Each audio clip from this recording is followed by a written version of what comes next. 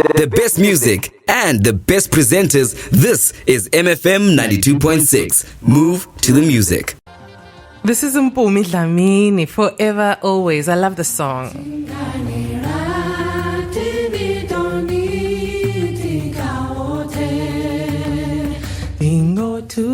I love it.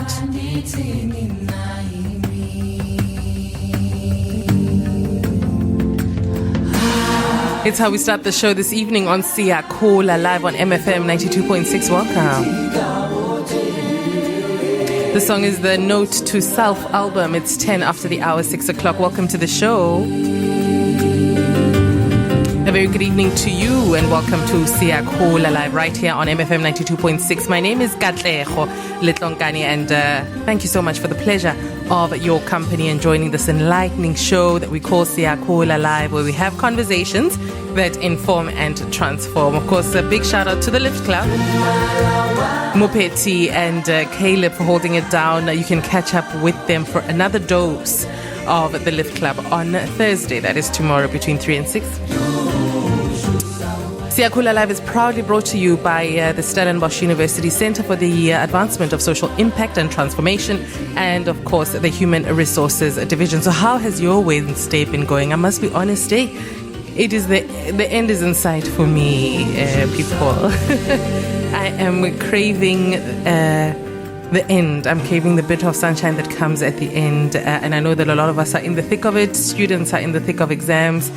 Some are contemplating those A3s. It's a lot to think about, but just stay on. The end is in sight. Just keep pushing, and hopefully we can do that on MFM. Keep you chilled, keep you motivated, and keep you informed and transformed.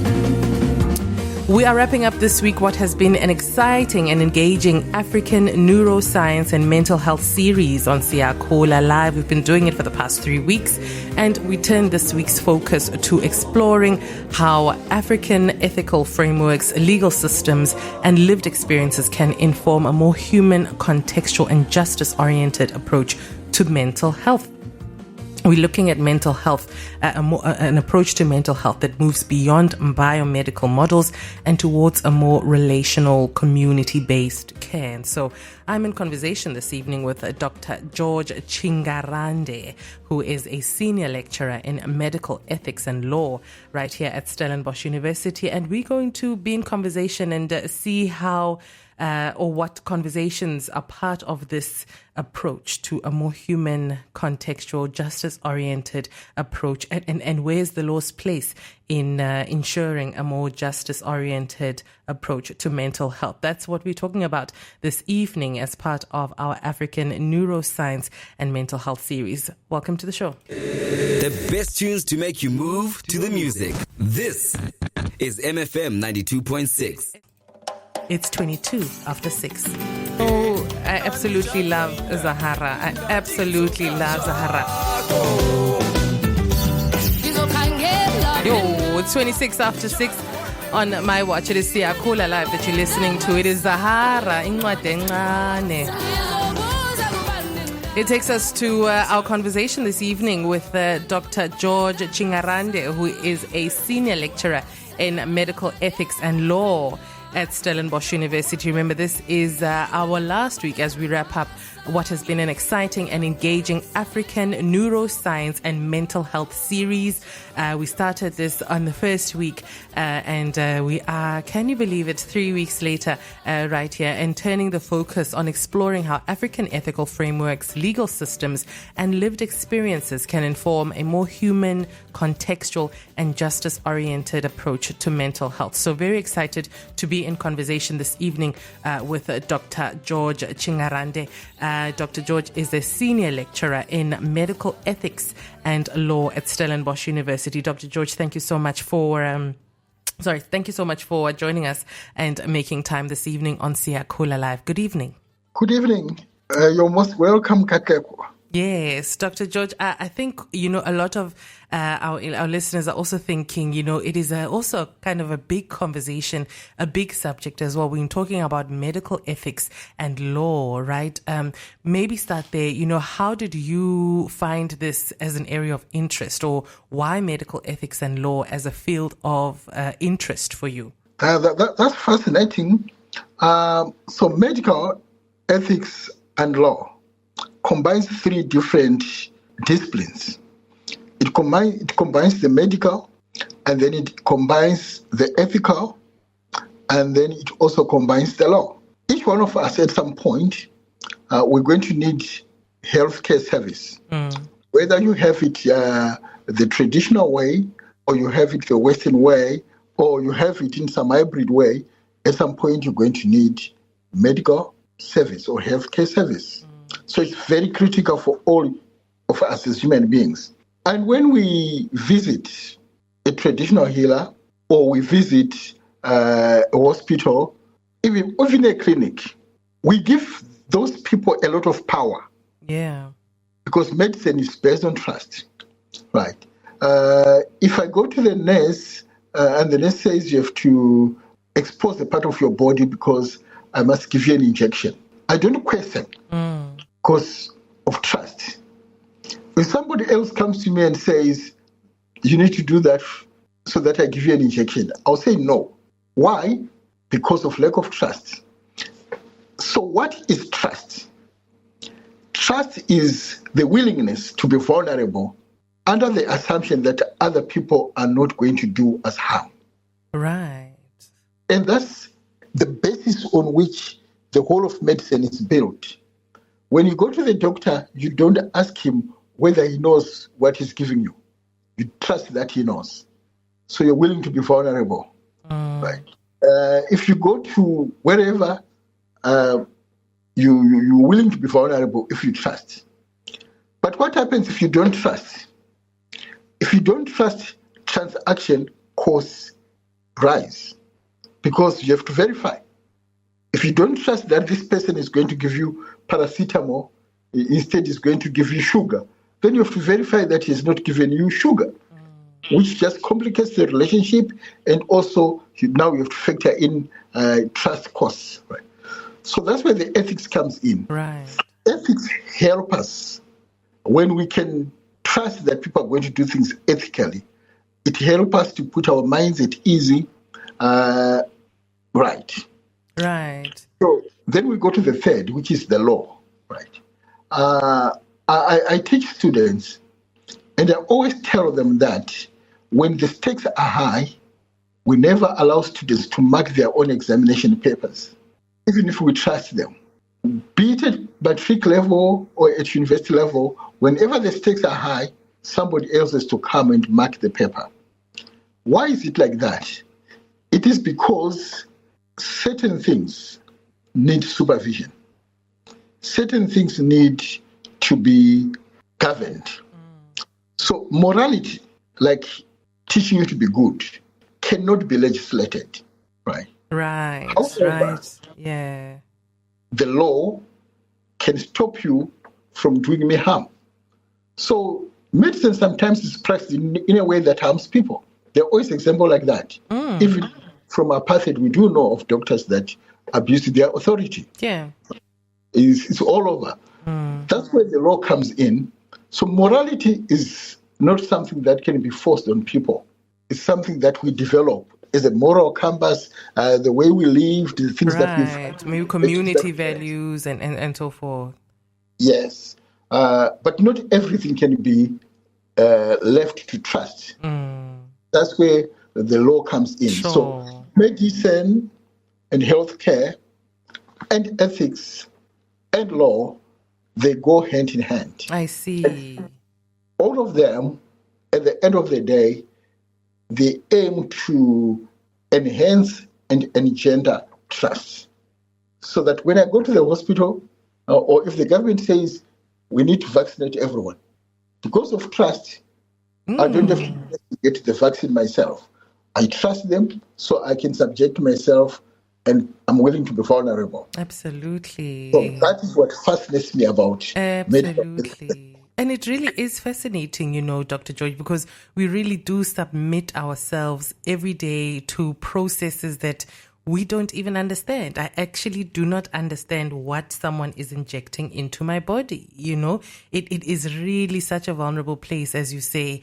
And I think that, that's what makes it, such a practice of just immense trust, and it's trust of the highest kind with your own human life, and so, what do we consider, or what do we refer to, or what does African neuroethics mean to you, Dr. George? Right. African neuroethics is also what we call a portmanteau, which is a word made out of two. There is the neuro, which is about the brain, and then there is the ethics, right? So for me, African neuroethics is the study of the brain and of the mind based on African moral philosophies, communal values, and understandings of personhood. So we have the brain and of the mind, but we look at those things from our African moral philosophies, from our communal values, and from our understanding of who and what a person is. Right. And that's very interesting because, as you'd realize, communal values are different. Every African community is its own values. Every African community is its own understanding of personhood. And because of that, when we drill down, neuroethics from an African perspective is going to vary from community to community, from person to person, and from even country to country. But we have to bring all this together because there are certain things that are common. For example, Africans, wherever they are, they value relations. So we call that relational personhood. Right? They also value spirituality. They also value harmony. And they also value communalism. Right? So a person is not just a person, the individual person. Right. But a person is a person because of the community. Why is that important? We say you are well if I'm well. Right. So if you meet someone with mental health issues, they are unwell. So their unwellness affects my well-being as well. Absolutely. Because we are related. That is why even in our communities, we tend to treat those with mental health challenges very differently. If you go to the village, wherever, in Eastern Cape or somewhere, anywhere in Africa, they are not in a hurry to go and commit those that have mental health challenges to hospitals. But they live with them in the communities. If you go to Europe with the same issue, right, they see you, they take you to hospital. So we have a relational approach to personhood. They have an individualistic approach. Right? And then added to that is the issue of harmony. We believe the brain and the mind and our relationship, eventually they have one aim, which is to enhance harmony in our communities. So whatever science we do to understand the brain, the ultimate goal is that we must enhance harmony in our communities. And when we do that, we feel like we are making progress. So that's my take. Yeah, and I'm thinking also of, we're chatting to our listeners, we're chatting to Dr. George Chingarande this evening. Dr. George is a senior lecturer in medical ethics and law right here at Stellenbosch University. Dr. George, I'm thinking, as you're speaking about then, again, we've had this conversation as well with your colleagues in neuroethics as well, this conversation around the researcher then, the ethical orientation and the ethical duties and responsibilities on the researcher who is, who's got African participant or participants in mental health studies as well. With what you've been saying, I'm feeling like it also places then a responsibility on the researcher to also understand, that African value system of spirituality, harmony, community. When you have participants that are part of your study, you oriented towards this framework of African participants. Right, that's true. The first thing I would say about that is in African neuroethics, we do not have research participants. I do not see them as research participants. We do not see them as research participants. We see them as co-creators of knowledge and understanding. I may have a degree, which is just a paper. But when you go into those communities, there are people that know a lot more than I about the conditions in the communities. If I was just to take them somewhere, they would get a paper with better grades than I. So the people that we normally write on paper and say are research participants, they are actually co-creators of knowledge with us. Therefore, when I go to the community, I must go with a humble heart. I'm going to learn from them much more than they're going to learn from me. They're going to teach me. Okay. And then I'm going to use my skills, combined with the knowledge that they teach me, and then together we can come up with an understanding that we call research. Right. So it is about a realization that we are co-creators with these people.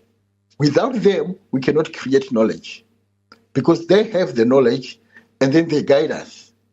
So it's like a torch. Right?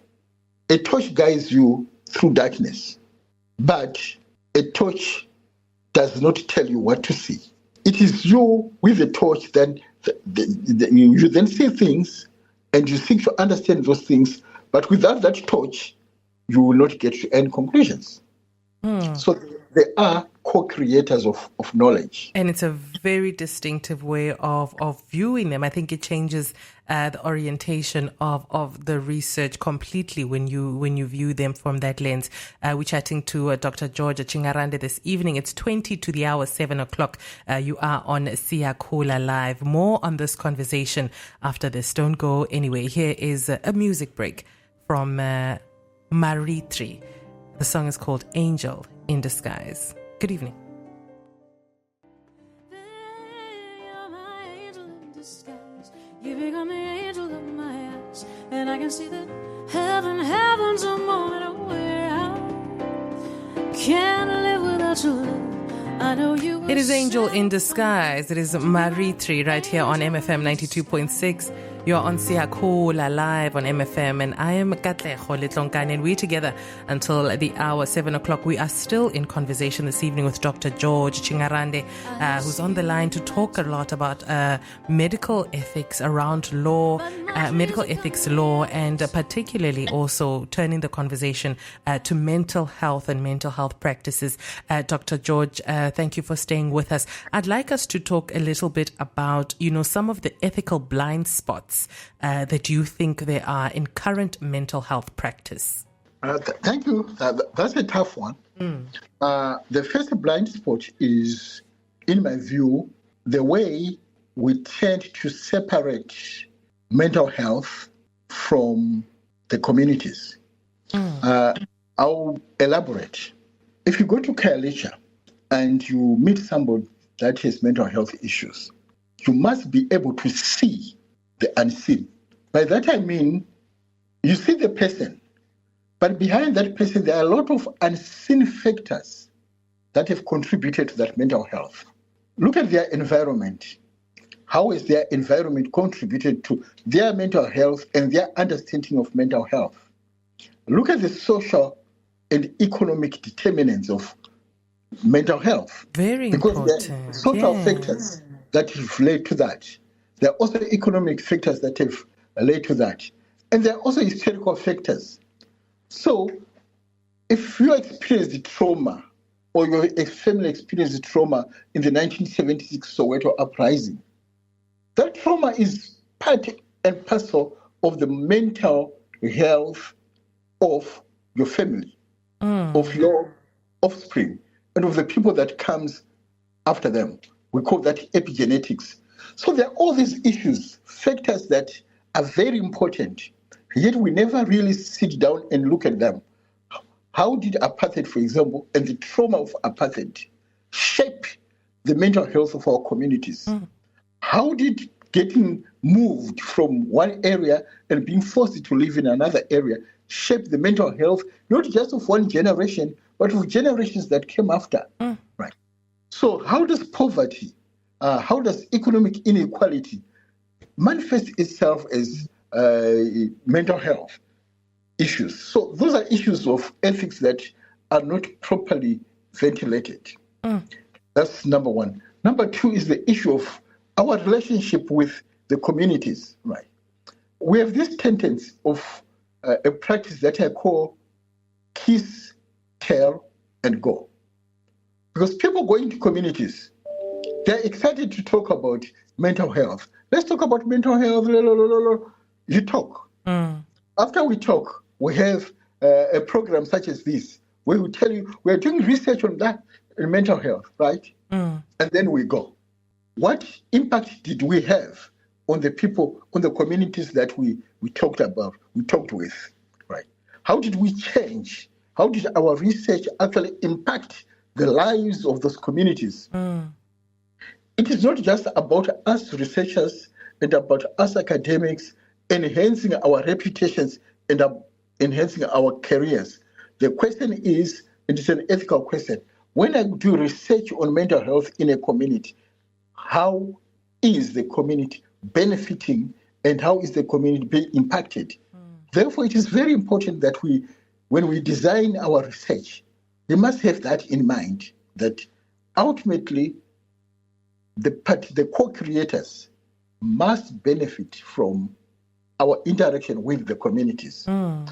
Historically, when people interacted with Africans, it was extractive. They took and took and took and took and grabbed and went away and wrote about us. But the paradigm is to change. When we do research with the communities must extract from us and benefit from us. Absolutely. To the same extent that we also benefit from the communities. So now it is a partnership. Yeah. Not a horse and rider partnership, but a partnership of equals. And I hear you saying, Dr. George, then, you are implicating universities, right, in this partnership, that universities as invested in the business of knowledge and knowledge creation really have an immense responsibility then to invest as well in communities, in strengthening these partnerships in communities. That it's not mere charity, it's not mere favors. It's the communities are partners of the university, and so that partnership must benefit the communities as much as it has benefited the university. That's true. That's very correct. Universities and institutions benefit a lot from the communities. And they must realize that for this relationship to be sustainable, they must also give back to those communities. They must have solid relationships. I'll give you an example. If I do my research well with a community, it is easier for other researchers from my institution to go to that same community and work with those people. Why? Because it has instrumental value. Good relationships between universities and communities facilitate future beneficial interactions. And once communities can trust us, we learn much more from the communities, right? They're able to open up much more, and they're able to give us direction that we must take. That's very important. Yeah, and if we bring the law into it, Dr. George, how can the law better protect the dignity and autonomy of persons living with mental illness? Are there any shortcomings that you could perhaps talk to around, the shortcomings of the law in this regard? It's actually very interesting. South Africa is one of the most robust a regime of human rights law absolutely in the world. So on paper, the protections are there. But the question is, practically, are the protections there? So if I'm trying to redress and recourse in the law, I must have the necessary literacy to be able to access my rights. Right? So the person who has challenges with the drugs on the streets ordinarily does not know what the police can do to him and what the police can't do to him. Right? So although there are protections, those protections are not accessed because of ignorance. Similarly, when we look for the budget statement, for example, how much has been allocated to people that have challenges with mental health? Perhaps very little, because the community doesn't even rise and say, when you do your budget, remember we have among us, we call them people with mental health issues, but actually they're just people like you and me. Absolutely. That have a different life experience. So whereas the protections are there in the law, I think the greatest limitation is a lack of understanding or a lack of knowledge of the law. We have not done enough to sensitize people about the law. We've not done enough to teach people what they should expect from the law and under the law. And that's where the challenge is. Sure. And I think also capacity also plays, quite an important role in that. Is the government investing enough capacities in mental health services to back up, like you're saying, to back up these very grand and very important, prescripts that the law gives us. The law gives us these rights, but, the capacities for government to create these capacities. Now, I wanted to maybe also just touch on, just before I let you go, Dr. George, on what it means then. What does it mean to provide ethical care within African communal contexts? Oh, that's a wonderful question. Yeah. So, as Africans, we are big on virtues, right?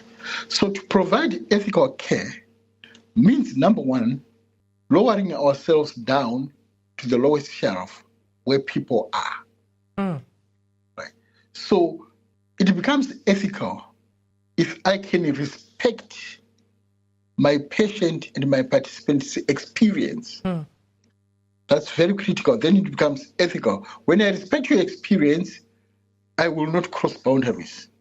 The second thing is, and this is very important, what I call certitude humility. Certitude means certainty. This idea that I know and I know is arrogance. We call that certitude arrogance. But when it comes to ethics and research, we promote what we call certitude humility, which is the core idea that there are things that I know. For example, that the sun rises from the east. There is consensus about that. There are also things that I know I don't know. For example, I don't know for certain what the weather will be like tomorrow, even if after reading the weather bulletin. So those are things that I know I don't know.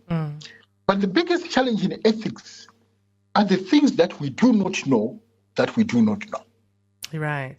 So there are things about mental disease or mental health issues that we do not know that we do not know. There are things about Africancy, our Africanness, and our relationship with traditional healers or traditional sources of medicine that we do not know that we do not know. And it is in that area where we need to be humble. Right, practice humility. Yes, practice humility. And when you practice humility, you always live an ethical life, right? The idea that good as I am or good as I think I am, there are many things that I do not know. So this tendency of calling one another experts is a problem. Because the day you think you're an expert is the day that you're announcing to the world that you are a fool. Because if you're wise, you know that you are just beginning. A drop in the ocean. Your knowledge is a drop in the ocean. That's a drop in the ocean, right? And when you go to that ocean, if you're humble, you realize that, wow, as an individual drop, I am nothing. But when we put drops together, we have this overwhelming, magnificent ocean. Absolutely. So the knowledge from our co-creators, your little knowledge, and the knowledge from your collaborators, if we keep working together, right, from a drop to a stream of life, and that's wonderful, and it's amazing. That is a beautiful lesson, and I think your students who get to think about these together with you, Dr. George, are really quite privileged. I think that these are important things that students need to sit and learn in class and be involved in thinking about in class. Because you're in a university and you're thinking, I'm going out there to show everyone what I know, or to share my knowledge. But I think that to practice the spirit and this practice of humility, I think is an important thing to bring to the classroom. Dr. George, just before I let you go, just one last question, maybe your hope for the future of mental health ethics in Africa. Just a few sentences from you. My hope is only one, and only one. When I see mental health in Africa, I see a horizon. So with the horizon, it is beautiful and magnificent. When you take 2 steps and you think you're getting closer to the horizon, it recedes into the background. You drive another 2 kilometers, the horizon recedes. So what we learn from that is we'll never arrive at our destination, but every day we'll become better and we'll get nearer. So when it comes to neuroethics in Africa, we should start where we are. Imperfect conditions in our societies should not stop us from pursuing the right path. Every day, you should never go back to bed before asking yourself, how have I become better? How have I become bigger? How have I become a better person? How have I increased my understanding of these issues? When we do that, we improve. So improvement is the biggest idea. Sure. Every day, find a little thing to improve. And eventually, you find that you leave a legacy. Greatness does not always come in a big bang. Greatness is about daily improvement, daily impacting your small environment. That's where true greatness comes from. Dr. George Chingarande, he's a senior lecturer in medical ethics and law at Stellenbosch University. Thank you so much for making time to join us this evening. I know what is my meditation before I sleep this evening. Thank you so much. Thank you very much. It was wonderful having you. Yes, it was a beautiful conversation. Thank you for being part of our space on SiyakhulaLive this evening. The best music and the best presenters. This is MFM 92.6. Move to the music.